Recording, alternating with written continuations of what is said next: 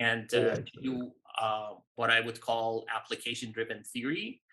And in particular, the idea is how can we sort of learn more from the structure of the kind of data we have to do a better job in developing a theory that is useful and suitable for machine learning. So I'm going to present three little anecdotes. The first one is about the kind of smoothness assumptions that we often make when we talk about optimization theory, especially when we're talking about non-convex optimization. It's a kind of smoothness that we assume on the gradient. We kind of assume that the functions are at least locally quadratic-like. And I'll present some evidence from machine learning applications that, this is often not the case. Then I'll focus on, especially as we get more to using optimization to train deep neural networks, and often we use activation functions that are not smooth, and so I'm going to talk about the role of non-differentiability and the kind of things that this brings in. And finally, I'll end with this part that I'm very excited about, and I have a few results only to report on, but mostly questions, which I think it's even more interesting, and this puzzle that we've observed that as much as we'd like to talk about convergence to stationary points in optimization problems, in a lot of large-scale machine learning practice, we don't even get to stationary points.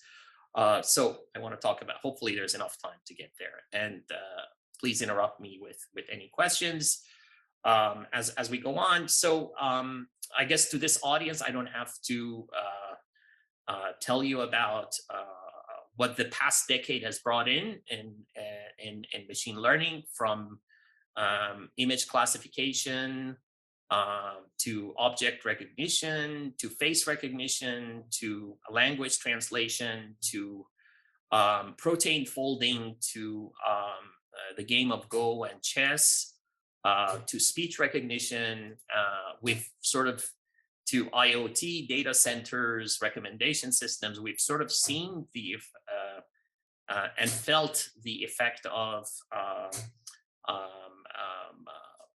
modern machine learning on our lives, and how data is sort of better organized data and large computational power together with optimization has brought up a lot of interesting things.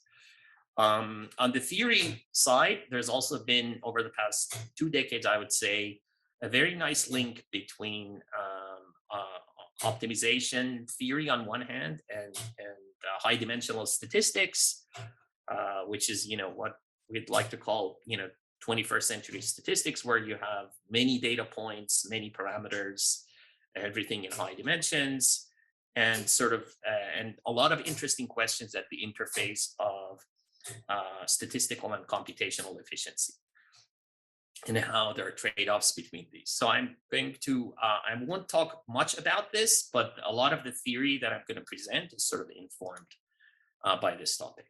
So why is it machine learning and problems like classification related to optimization? Again, this is something you all know, but just in case this is new to some of you,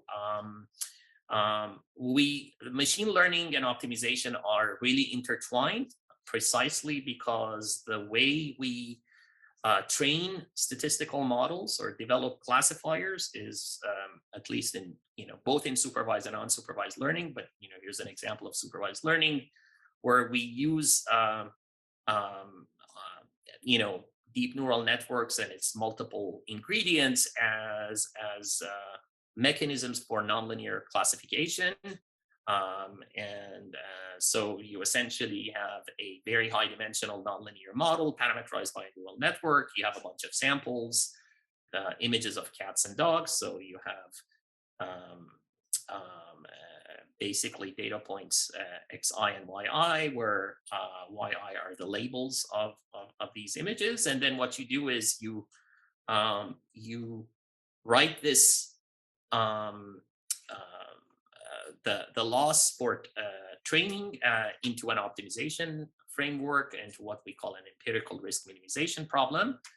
And under some assumptions, that turns out that this is the right cost function to optimize, and then you optimize over the parameters of your model. And so the mental image you should have in mind is that in the end, after all is said and done, we end up with an optimization problem where, in practice, you may be searching for a model that has, 10 million or 100 million parameters.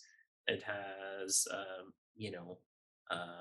let's say 1 million data points, and it lives in a dimension that is 100,000 or 60,000 dimension. That's sort of the mental image that we have to keep in mind. So a lot of optimization for machine learning theory and practice has been focused on, how do we solve this often high dimensional non-convex problem? How do we solve it efficiently? How do we solve it fast?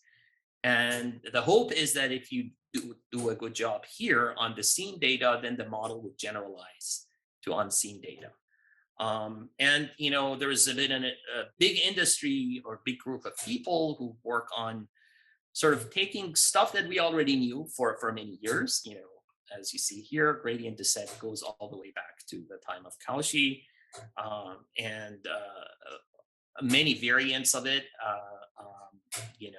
Whether it's stochastic or accelerated, or you can just open arXiv any day now and you see tons and tons of optimization problems that are used either for reinforcement learning or for training deep neural networks. And one way or the other, they are often involve a gradient descent type step, where you want to minimize a function, you iterate by computing the gradient. Now, you may add terms like momentum, or you may do fancier things of choosing the step size and so forth. And so there's a big industry that is focused on solving these type of optimization problems. And the idea is you want to get to either a stationary point, so a point where derivative is 0, or if you're lucky, you want to get to a global optimum. So what do we do in theory? So in theory, often, especially for non-convex functions, we try to find the oracle complexity. So what does that mean? This means that we want to, if you are given an oracle that computes gradients for you, you want to know how many gradient steps you have to take until you get close to a stationary point. That's our approximate optimality measure. And so the idea is you want to see how fast you have to do the computations until you get there. But you want to do this not for a particular function, but for a class of functions. So for any particular function, you might say, okay, given an algorithm, and if I want to be epsilon close, what is the smallest time that will take the algorithm until the norm of the gradient becomes less than epsilon? And then you pick the worst function in that function class and you optimize over the best algorithm. So this is sort of what we call the convergence rate. So a lot of what has happened in optimization over the past decade is to do this and find finite time non-asymptotic rates. A lot of the algorithms that are used now in practice, for many years, we've known their asymptotic performance. And so we want to get interesting informative bounds, lower and upper bounds for sort of this level of complexity. And so then you end up getting tables. If you open machine learning papers on the theory side in NeurIPS or ICML, you see these tables that talk about different algorithms and different comparisons. You have upper bounds and lower bounds. And over time, we've sort of moved down the y-axis here. So why do we want to move down? Because we want to see whether, we want to bridge the gaps between upper bounds, which is what one particular algorithm can do, or lower bounds, which is what is the best algorithm that can do for any element in this class of functions.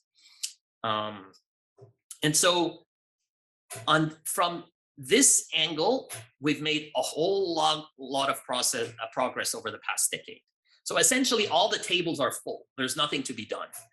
We know for convex, for non-convex, stochastic, under a variety of assumptions, we know the lower bounds, we know the upper bound. We have an algorithm that achieves the lower bounds in most cases, at least up to polylogarithmic factors. And so you see that steadily especially for non-convex problems over the past 5 years, we've made a lot of progress pushing us further down the y-axis in here. Okay, so this seems all very exciting, and I myself and my students have contributed a little bit to this picture. There's been many people involved in this, and we've had a tiny piece of this as well. But if you go to what happens in the actual practice, and this is not something I have somewhat of an aversion to anything practical, but some of my students are more talented than I am, and so we see that in the practice land things are slightly different. In particular, a kind of puzzle that you observe after a while is that a lot of the algorithms whose performance we obsess about, when applied to very large scale industrial scale algorithms on industrial scale architectures. So this is an example of training ResNet 18 on ImageNet, and we compare a lot of the fancier algorithms that people use in practice, stochastic variance reduced gradient, stochastically controlled stochastic gradient, a bunch of other things. You can put in many types of nested of acceleration, other types of accelerations, heavy ball, this, that in here. But you see that at this scale, these algorithms that achieve really well in theory, in practice don't do as well as, let's say, vanilla stochastic gradient descent. And so here's an example of that. But then on the other hand, some algorithms like ADAM, which is something many of you probably have heard of, which is sort of an adaptively scaled stochastic gradient method with momentum, which sort of uses the past history of gradients, stochastic gradients, to adjust the step size. Even though this algorithm has many flaws in theory, it doesn't quite work. The original proofs were not quite right, and then when they were fixed, a lot of conditions were added to make the algorithm work. But somehow in practice, it works really well, and it's the go-to method that many people use. So we have this scenario where theoretically fast algorithms like SVRG or stochastically controlled stochastic gradient or nested of accelerated gradient, these have very nice theoretical properties, but they're not used in practice. But algorithms like ADAM or clip gradient that are used in practice have sort of a bit of a questionable theoretical history. So theoretically optimal algorithms are empirically suboptimal. Empirically fast algorithms are sometimes theoretically divergent. And I apologize for this noise. They just started blowing leaves next to my window. So what should we do?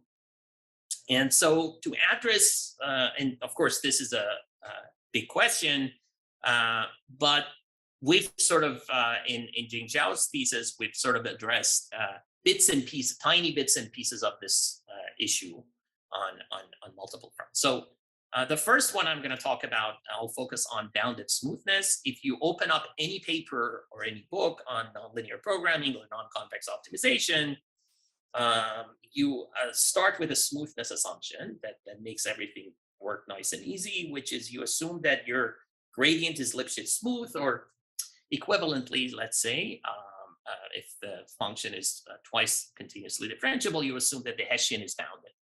And so the kind of things that you learn is you use basically Taylor's formula and then the bounded smoothness to end up getting sort of a condition number for the problem and sort of compute the rate for reaching a stationary point. So everywhere we go, we make this assumption that the Hessian norm is bounded or the gradient is Lipschitz.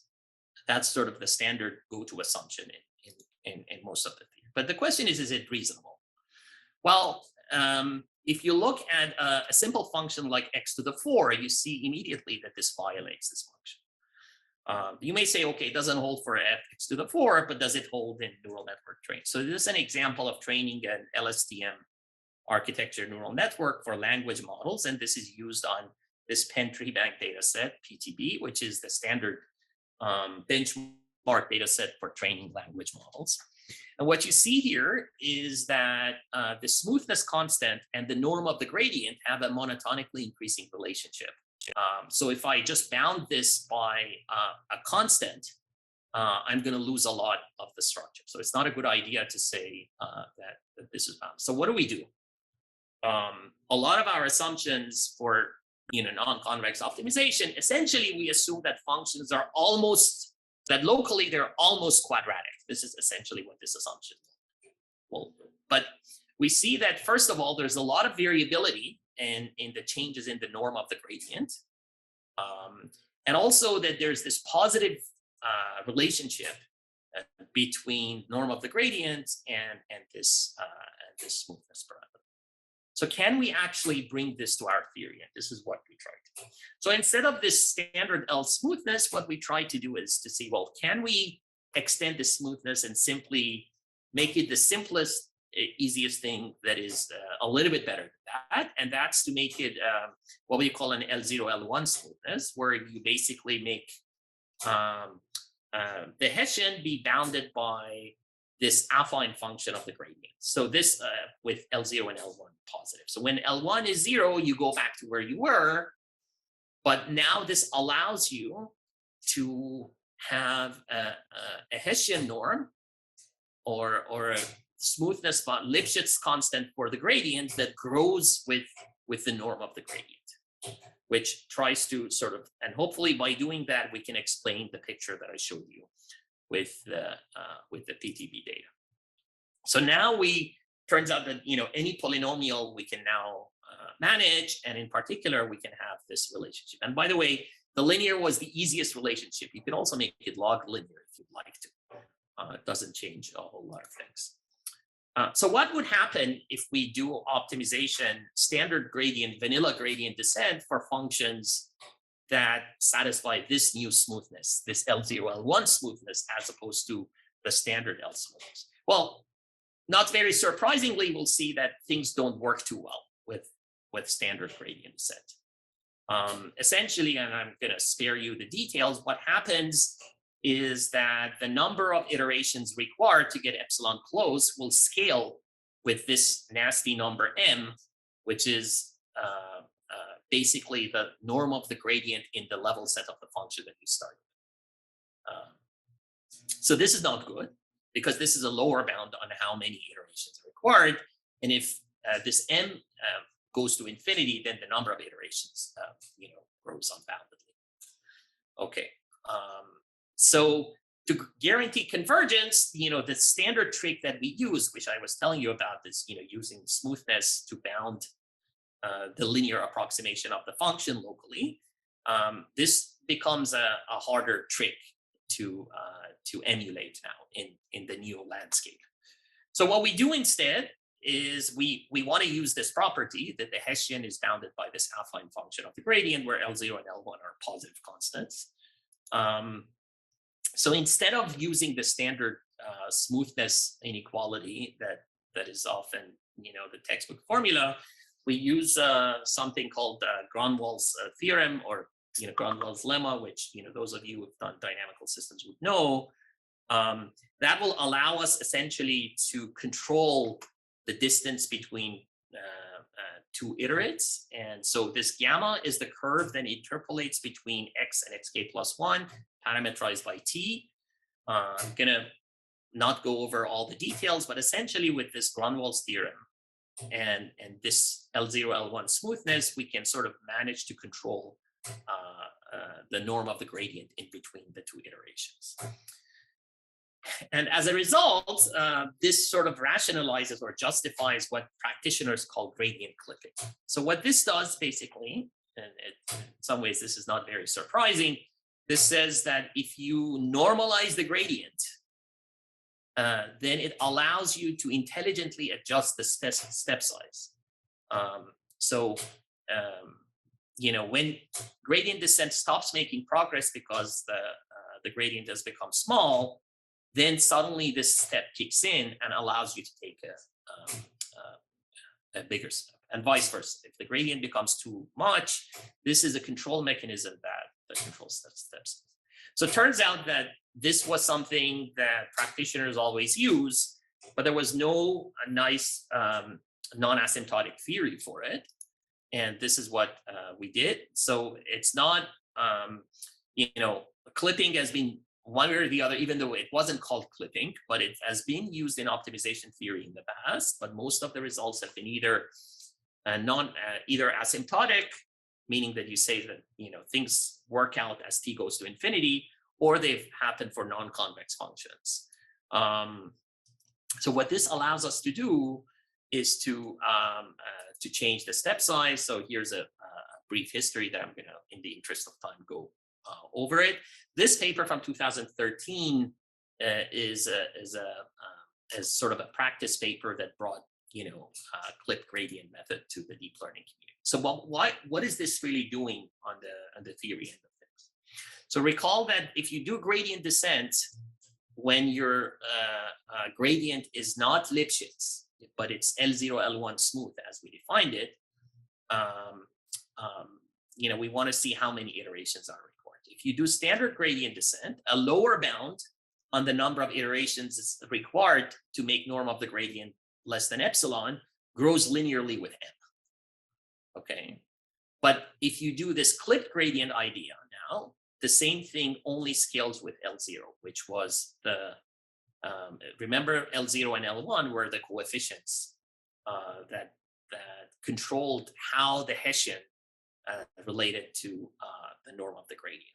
So in other words, we have now sort of implicitly said, by taking into account that the Hessian can grow with the norm of the gradient, you can justify why gradient clipping, which is something practitioners use, works well. Whereas if you don't do the clipping, the algorithm actually, standard gradient descent would sort of blow up. So this was, and you can also do many large-scale experiments. I'm not going to go over them.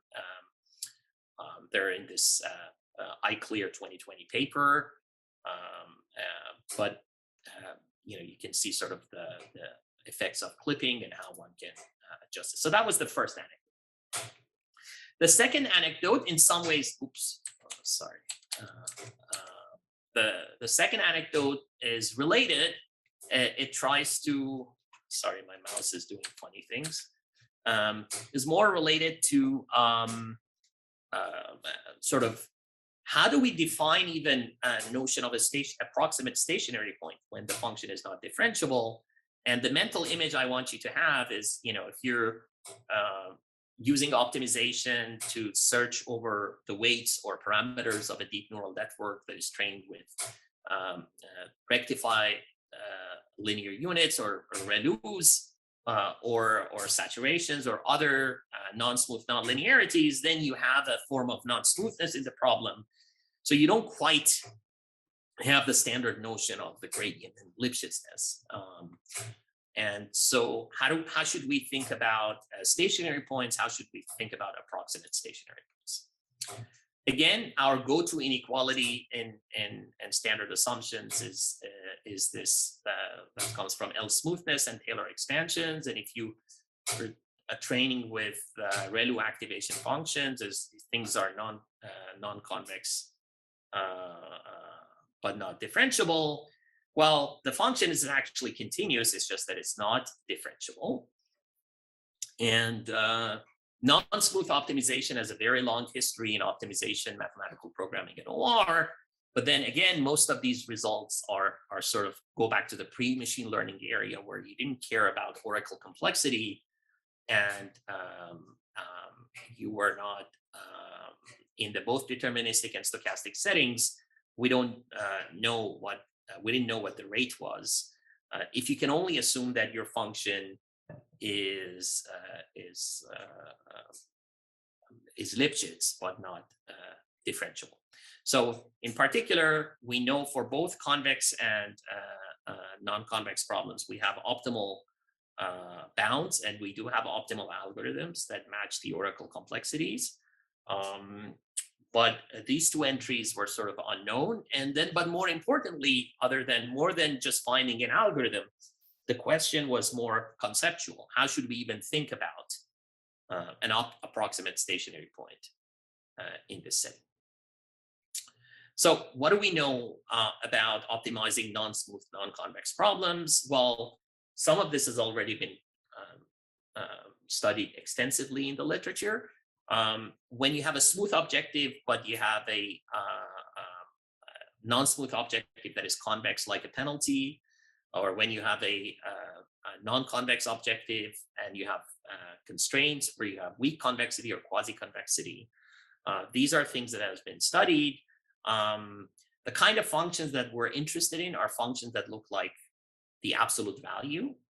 And of course, there's part of this mathematical theory of optimization that I've talked about a variety of non-smooth classes, tame functions or Whitney stratifiable functions, or the function that we're going to focus on are these Hadamard semi-differentiable functions, which are, roughly speaking, without going into too much detail, functions that for which you can define directional derivative, and also for which chain rule holds. These are the minimum things that we require in terms of smoothness. So again, this has a lot of past history, but they're also, starting from our work, there has a lot of recent history that I'm hoping to discuss at some point. So the go-to algorithm for non-smooth problems is to do subgradients. Subgradient methods for in convex functions, they work like a charm. These are basically support vectors to convex functions. So if you have a point of, so what is a support vector? It's basically, if you have your function that is convex, it's bowl-shaped. Support vector is essentially a vector that is the normal vector to a plane that sits at the bottom of the function. Okay, so these are different support vectors. If the function is smooth, then this support vector at that point is unique and is defined by the derivative. So the normal vector of this plane will give you the gradient, whereas here, if you have non-smoothness, you have a cone from which you can pick the subgradients. And of course, subgradient since mid-70s, due to the groundbreaking work of Shor, we've known how to use it in convex optimization. But non-convex functions don't have support vectors. And so one approach that often in non-smooth analysis people use, especially if you have your non-smoothness happens in a few points or a few kinks. Well, there are two things you could do. First is you can approximate the non-smoothness. You could do what Steve Boyd's called, you pick a sandpaper and use the sandpaper to smoothen the non-smoothness, and then talk about approximations. That often is not a great idea. Or you can define what is called a form of generalized gradient. In particular, people use often, what is known as Clark generalized gradient. So what do you do with this Clark gradient? You basically say, everywhere things are differentiable, the gradient is just the usual gradient. If it's not, you take the convex hull of the gradients approaching the point of non-smooth. So this will give you sort of a set instead of a point.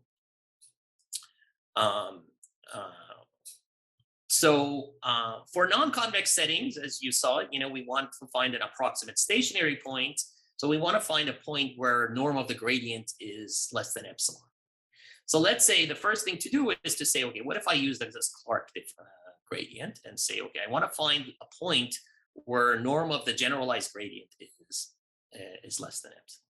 But you can't do that because if you think about a function like absolute value, the norm of this generalized gradient would be 1 everywhere except at the optimal point that is 0. You can't, you can actually formally prove this, that using these types of descent algorithms based on these, you can't find the minimum this function, absolute value of x minus a, in a finite number of times. So then you can say, okay, what if I can sort of make the definition a bit more sophisticated and formally define this with looking at delta balls as perturbations around the point of interest, and then I take the union of the Clark gradients near that delta balls, and then I look at the distance between 0 and this set. Maybe that will work. So this was our first idea, and we developed a theory on that. Unfortunately, after we developed this, these guys, Kornowski, Guy, and Shamir, they showed that with this definition, you will still need exponentially many. There are functions for which you would need exponentially many steps to get epsilon close. So then we said, okay, maybe this is not the right thing. Then we found this rather obscure notion of a subdifferential, or it's called the Goldstein subdifferential. This was actually introduced in 70s. And the difference is that now you look at the convex hull of these unions of balls. And this turned out to be the winner. So if we use this notion, so that means if, if one gradient is here, one gradient here is here, the Goldstein differential will basically give you anything in this triangle. And so the first thing to do is that you recover, if function is smooth, you do recover the approximate stationary point, which is indeed the case. So if we scale in this definition, if we scale the delta ball with a delta that is epsilon over 3 times L, where L is the Lipschitz constant, then the distance would be less than epsilon to the third, and that will give you the standard epsilon stationary point.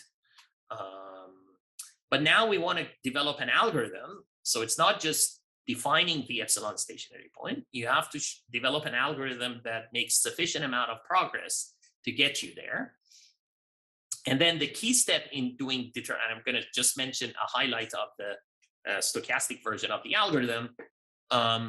The key difficulty is, again, the stochastic version of the same lemma based on Taylor's formula that we often use. In every stochastic gradient descent proof, all the millions of papers that are written on different ways of solving convergence to stationary points or approximate stationary points in deterministic or stochastic settings, they all involve inequalities like this. But now we don't have this because we don't have quite this gradient. How do we do this inner product? We don't have the right gradient. Turns out, and I'm going to skip a lot of the details, but what you can do is you can create a smoother via randomization, and you interpret this expectation of this inner product with a particular Lebesgue integral, and that allows you to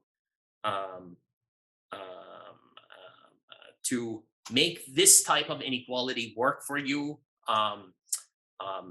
at least in the case of these Hadamard differentiable functions. Again, these are non-smooth, the biggest class of non-smooth functions for which a chain rule-like formula holds. And so long story short, we end up getting developing an algorithm that allows us convergence to this stationary point. But this requires a random sampling between the two iterates to find the interpolation points. But it also requires adaptivity to control the distance moved so that we stay within an epsilon ball of where we are. And without us actually trying, what ended up happening is, to deal with this non-smoothness, we ended up using an algorithm that has 2 of the main ingredients of the practical algorithms that people use. One of the 2 is adaptivity in the step size. Now, this is a very simple adaptivity, and it's scalar, and in practice, people use this along each coordinate. And the second one is the use of momentum, which is this using the past history to control how fast you're moving. So this wasn't our intention. Our intention was to define a notion of non-smoothness that actually works in practice and gives us decent rates. But in doing that, we had to actually use both adaptivity of the step size and momentum, which is the features used in ADAM. So long story short, we were able to get the rate for this. We don't know if this epsilon to the -3 is optimal here in the non-convex non-smooth setting when things are Lipschitz continuous or ADAM are differentiable. But the dependence on delta, which is the size of this ball around which the stationary point is defined, is tight. And one of the things that we learned from this exercise was that perhaps momentum and adaptivity, which is something you see in practical optimization algorithms used in deep learning, are inherently, people have rediscovered them as mechanisms that can allow you to deal with the non-smoothness and while maintaining decent progress. So now I want to switch to the last anecdote, which is something very recent. We just posted it on arXiv a few weeks ago. I don't have a whole lot of results on this. I have some I'm going to report on, but I have a lot more questions, and I'm sure there are many graduate students in the audience. And although my students would not be too happy about this, but I want to say that there are a lot of interesting areas, questions to address here, because I think I feel like I'm very excited about this. I feel we're onto something. I don't quite know what, but I think there are a lot of interesting things to be studied here. And this is basically what I call beyond convergence of stationary points. So again, a lot of this we discovered because my student Jingzhao, before he did his undergrad at Berkeley, and he did multiple internships with big tech companies,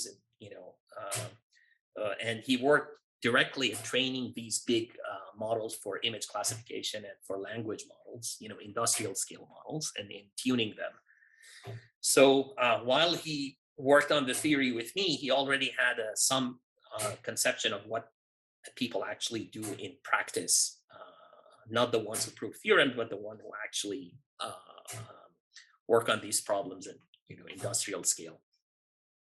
And so one of the things that he observed is this curious thing. So as I showed you in the previous slide, a lot of us on the theory land, we obsess over how fast can you get the gradient of your loss function small enough so that you're close to a stationary.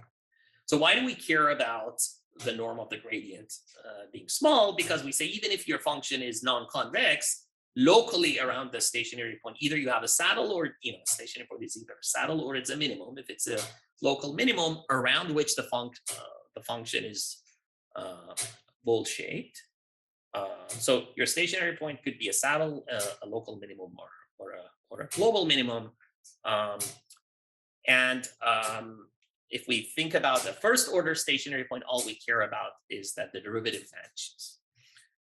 Because intuitively we think that, okay, if the derivative vanishes, then the loss function will stabilize. And so a lot of the optimization work that we have done, and many other people, and many people in your department also have done, is to sort of try to say, how fast can we make the gradient small? And the implicit assumption is that the faster we make the gradient small, the faster the loss function converges. So here's an example in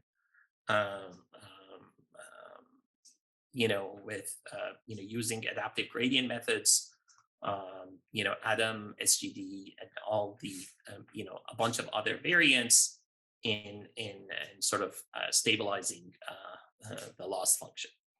But the curious thing is that if you actually use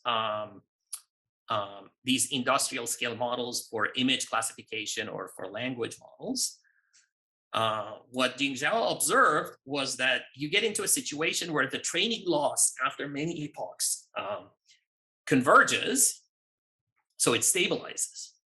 But the gradient norm actually does not go to zero. right? It starts, at around 1.2 in whatever unit, it doesn't matter. And so what do we mean by the gradient norm? Is the norm of the gradient of the empirical loss evaluated at kth iterates. So I is the data point, theta k is the parameter, y is the label. Okay, so this is norm of the gradient of the loss function. So this is, training on ImageNet with a ResNet 101, which is not a small model. And you see that the loss function has, converged to around 1, this is the so-called supposedly superhuman level of performance in terms of classification. But the gradient norm is actually not a whole lot smaller. It's only 3 times smaller than where you started. So why is this happening? This is weird, right? This goes against everything that's sort of our sort of intuition, right? So one thing is that, well, maybe the first thing I said is, well, you're seeing this because maybe your step size is too large. You should make the step size smaller. So let's make the step size smaller. So we did this learning rate of 0.1 and 0.01, and all these experiments, they take a whole lot of time to run because we don't have, that scale of computers. But then, after running them, again, the training loss stabilizes, but the gradient norm is still kind of oscillating through numbers that are not 0, right? So smaller step size didn't reduce the gradient norm. Maybe it's because, and that was my other thing, maybe it's because we didn't do enough epochs and we need to do longer epochs. So then we did longer epochs, and still the same thing. The training loss essentially converged, the gradient norm remained constant. So this was weird because, we built a whole lot of machinery and theory, and, a lot of us are, studying. And to be fair, in most optimization, this is what you want. You want to make the gradient norm small, and the faster you make the gradient norm small, the faster your algorithm converges and the cost function stabilizes. But here, that is not happening. So maybe there's something weird about ImageNet with ResNet. Let's use something else. So this is a language model, Transformer XL. I don't even know what these acronyms are, but some super duper architecture for solving language models. Okay, so this phenomenon still persists. In this case, even the gradient norm is still growing. And so I'm not reporting all the experiments, so we have a bunch more that, if there's time, I can also show that in the Q&A. But then this got us thinking that maybe finding stationary points faster might not imply that the training goes faster. And how do we even think about convergence in such a setting where the derivative, where the loss kind of converges or stabilizes, but the gradient doesn't go to 0. So how do we think of that? So one cartoon that we had in mind before formulating the beginnings of a theory was the following thing. So suppose this function in 2 variables, let's say 100 sine of theta 1, theta 2. If you pick 2 different step sizes, you're trying to minimize this function. This is, the smaller step size will stabilize. The loss and average loss are the same. Everything is fine. But if the step size is a little bit larger than what the theory predicts, then you get a lot of, oscillation. So even though you have oscillation, but when you average the cost value, you converge. So instead of saying that, the per iteration loss is converging, the time average of the loss is converging. So this got us thinking, maybe we should think about the iterates. So now here theta is the weights. Think of F as the map of gradient descent with all or whatever variant of gradient descent or stochastic gradient descent you want. And you're iterating on this. It's a function of the data point, the input. It's in the end, it's a discrete dynamical system. It's a map. So in optimization, typically, at least in deterministic optimization, or even when we do SGD, we write the evolution of the iterates as the weight. What we said was, what if instead of looking at the evolution of the iterates, we look at the evolution of this empirical measure. Think of this empirical measure as a probability distribution. This is basically this 1 over k sum over k of, this is the Dirac delta function. This is, when, this thing is theta t, this gives you 1, otherwise it gives you 0. It's a counting measure. So this is basically gives you fraction of times from 1 to k that you took value theta t, right? So maybe we should think about the evolution of this distribution and think about whatever the right convergence thing is for this object, as opposed to looking at the iterates. And, the particular case where, you converge to 1 point, then, this empirical measure converges to a Dirac distribution.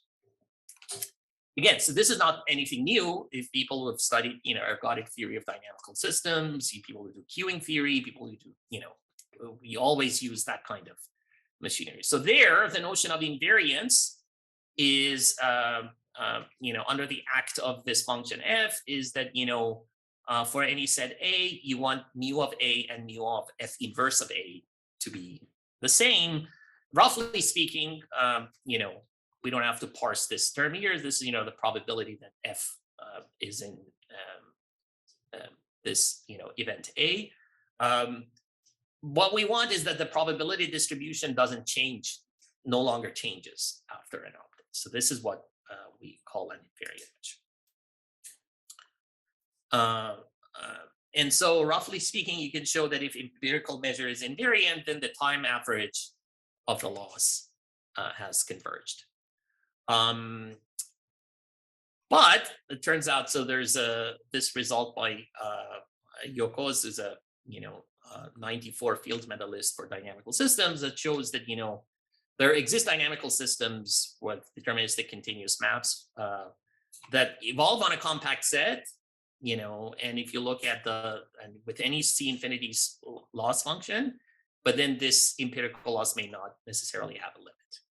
So instead of trying to show that this invariant measure exists, we show something much weaker, but it may be good enough for us. So if you think about training the neural networks with this stochastic gradient type algorithm, this is the updates in different layers of the network. This is the nonlinearity ReLU or 10H function, and this is the linear layer.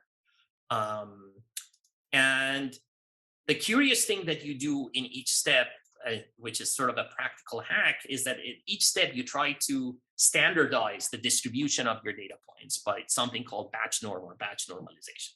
Basically, you do an affine transformation on your data to control the mean and the variance. So we include even that in the process. Long story short, it says that if you go through the steps of this training of this deep neural network or a multi-layer perceptron, if the parameters of this batch norm are initialized within some compact set, then you can show that if this is your loss function, the empirical measure of the expected loss with respect to this empirical measure essentially stays constant up to 1 over square root n, which is the fluctuations that you expect. So what this basically shows is that your loss function is effectively is stabilizing, and on top of that, we can show that smaller step size can reduce training loss. I understand that I'm running out of time, but let me. I'm almost done. But this, we didn't really prove convergence to an empirical measure. We couldn't really get there, but we did it enough to show that the expected loss with respect to this empirical measure converges. There's a subsequence that converges, but we couldn't prove that the sequence converges. but this sort of this is enough to show that without any smoothness assumption, you can show that the iterates converge. The training converges, but some empirical subsequence of an empirical measure of the training weights converge, and the loss converges. But the training weights themselves can bounce around inside a compact set. But there are a lot more questions to answer. What are the properties of this invariant measure when it exists? How can we ensure that this invariant measure achieves a lower training loss? How does it depend on the architecture of the neural network, the type of optimizers, and a bunch of other questions? There are a bunch of other topics that we work on, but there's no time to talk about it. In summary, I wanted to say that there's a wide gap between optimization theory as we brought it from mathematical programming and OR into machine learning and machine learning practice. There's a lot of nice theory that has been developed, but that theory has had very little impact on actual practice. And if we want the theory to have impact on the practice, we need to bring more of the domain-specific nuances. And I think especially about the last topic, there are a lot of interesting questions to unpack. Let me stop here and answer any questions you may have. Great, thanks a lot, Ali, for this great talk. Indeed, I didn't want to interrupt you there because you were about to, to give the big punchline there towards the end. I didn't want to interrupt you with the time. So here we have time for questions. I see there's a hand risen, and then we have a question by written in the chat. So let's start. Maybe let's start with Rich's, and then I'll go to Sad. So Rich here says, "Hi Ali, from today's talk. Question for you: is there resonance with your early stopping ideas and a result from Martin Wainwright from 10-15 years ago relating to early stopping when you have noise in the problem you're optimizing? The basic idea is that there is a noise ball around the optimal solution, and so once you pierce into that ball, you're as good as done." Any thoughts on that? Yeah, very interesting. I mean, we're thinking along those lines. The thing that is a bit intriguing is that the cost function is actually stabilizing. What I would like to show that the empirical measure of the weights, if we think of this as the iterations of this dynamical system as evolution of a probability distribution given by this empirical measure, right? I want to say that there's a Perron-Frobenius-like theorem that this measure converges to something, right? And I vaguely remember this work. As you may know, Martin is coming here actually next year. He's moving to MIT, so I actually think he's the right person to to address this. I vaguely remember this work that Martin did, but I'm trying to. In fact, one other notion we're starting to look into is sort of Harris recurrence, which is something queuing theorists have used in the past. And so this is like, we finished this draft last month, so I haven't quite figured out how to go next, but that is absolutely one way to go. And there's a second question. Yeah, so let me actually just to maintain the order here. Let me go to Sad 1 second. I'll allow you to talk, Sad, in case you actually had a question, because you had your hand risen. Do you have any specific question? You can unmute yourself if you want to. Okay. In the meantime, let's go to Tasso's. Okay, thanks. Yeah, let's go to Tasso's question. Is there a connection between the proposed step size, the gradient clipping part of the talk, with Polyak's step size? Great talk, it says. And yeah, I mean, it's kind of, that's how we sort of started. I don't know. I mean, it's along the same theme. That the difference is, I would say, I believe Polyak's analysis of this, if we're referring to the same thing, was asymptotic. We were trying to sort of again, justify a hack that is used a lot in practice. In fact, it's so common that people don't even talk about it. It's a given that you got to do clipping, but we wanted to, and I would say clipping is just the first step in all these adaptively adjusted step size methods. And I'm to directly answer your question, I think it's related, but it's not the same thing. And yeah, so. Cool. So let me ask one last one, since we're already here in the time. But so a lot of the things that you did and was great, kind of changing some of the assumptions to kind of explain from a theoretical perspective some of the usual tricks of the trade, right? Which of course is great. How much can we do in the discovery of new tricks from the theory, right? Instead of running from behind to say, okay, with this new theory, there is this trick that maybe no one has even thought about and will actually work. Do you see something there, or there's so many practitioners that actually they will discover it first? I would say there's so many smart practitioners and so many hacks that unless the theory opens up a new dimension, I think the best we could do, and if you look at the history of progress of science, let's say, you look at, resource allocation literature and, trying to understand why internet protocols work, practitioners who really understand the domain, they come up with something. Look at the distance between when TCP/IP was created and sort of the work of Frank Kelly, and then later Stephen Lowe and many others who came years after to sort of create the right abstraction to because as you know, in theory we always lie, but we hope the cartoon that we create is helpful, and it's never easy to figure out at what layer of abstraction you should create that cartoon.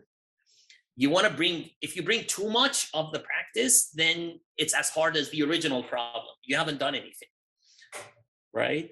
So you have to figure out how much of the real thing do you import in your theoretical setting so that you provide some insight, but still keep it solvable. And that's always, of course, the challenge. At least in this domain, I haven't, I would say maybe Riemannian acceleration is something that is more, just something Suvrit has worked on that, again, came from the theory land first, I would say, but I'm sure there are others. But I think mostly it's the other way around. That, some smart group of practitioners hack something, and then you have to come after the fact and try to justify it. Awesome. Yeah, that makes a lot of sense. So, yes, we're already 3 minutes after the hour here. So, Ali, let me thank you once more for your time and for visiting us today remotely. Thank you so much. We'll make sure that you visit us in person at some point. I will. Yeah. Rich owes me a dinner. So that's good. Okay. Yeah, I'll remind him. Perfect. Yeah. And thanks everyone for attending. Thanks, Ali, once more, and have a very nice day. Okay. Thank you. Bye-bye. Take care. Bye-bye.